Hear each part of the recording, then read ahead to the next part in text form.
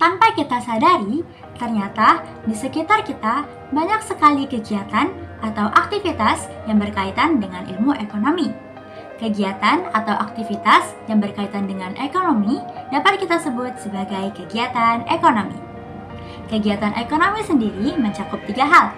Yang pertama adalah produksi, yang kedua distribusi, dan yang terakhir adalah konsumsi. Kegiatan ekonomi ini tentunya tidak akan terlepas dari yang namanya masalah. Masalah ini dapat kita sebut sebagai masalah ekonomi modern. Masalah ekonomi modern mencakup 3 hal juga. Yang pertama adalah what.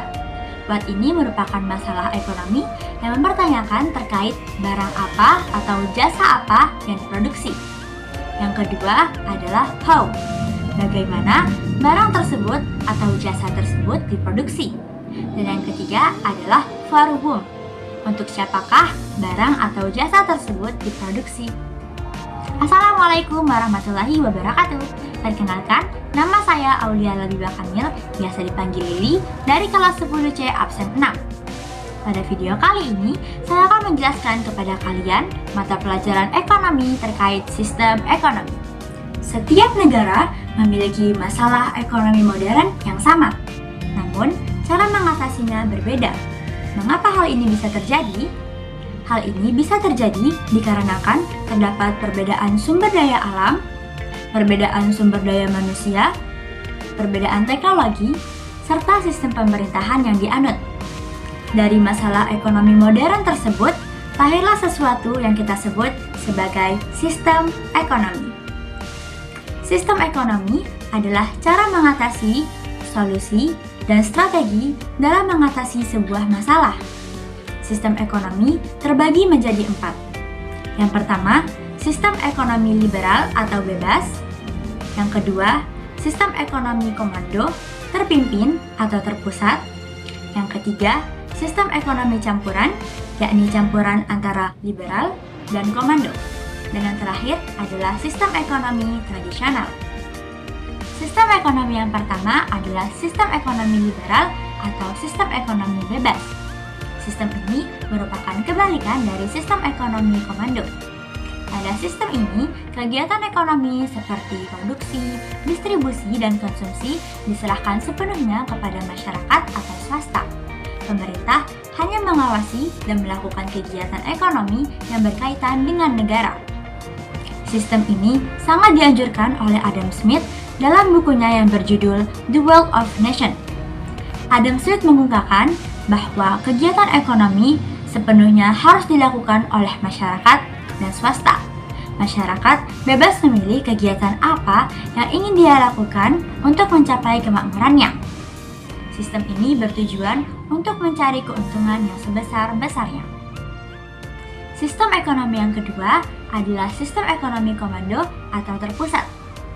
Peran pemerintah sangat dominan, sedangkan peran masyarakat atau pihak swasta sangat kecil pada sistem kali ini.